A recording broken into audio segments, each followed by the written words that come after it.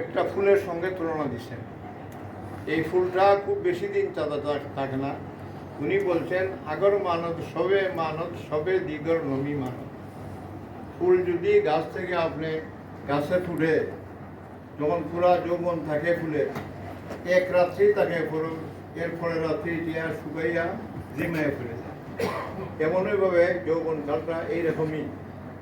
আল্লাহ পাক রব্বুল আলামিন যে আল্লাহ পাক রব্বুল আলামিন আপনাদেরকে আমাদেরকে এই যৌবন কালে কাজ করার সুযোগ দিচ্ছেন। আর কি কাজ?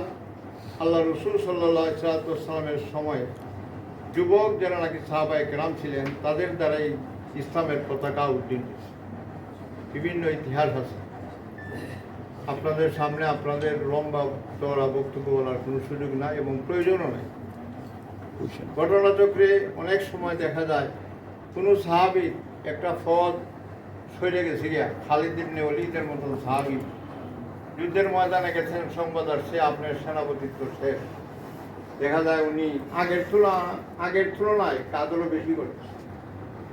এটি হলো আমাদের জন্য আদর্শ। এই জন্য আল্লাহ পাক রব্বুল আলামিন ফরমাইছেন আতিউল্লাহ ওয়া আতিউর রাসূল ওয়া উলিল আমরি মিনকুম। আমরা আল্লাহর এতাআত অনুসরণ করব, নবীর অনুসরণ করব।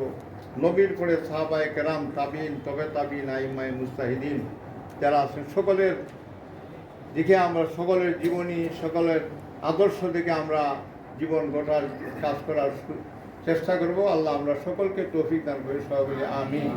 আর আমি মনে করি এই যুব মজলিস আগামী সেশনে প্রত্যেকটা এলাকায় যুবকদেরকে সংগঠিত করে প্রত্যেক জায়গার জন্য আমাদের এই যুব মজলিসের কাজ আগায় নিতে পারেন আমি দোয়া করি এবং সকলের কাছে আমি এই প্রত্যাশা রাখি। আল্লাহ সকলকে তৌফিক দিন, সবাই বলি আমিন।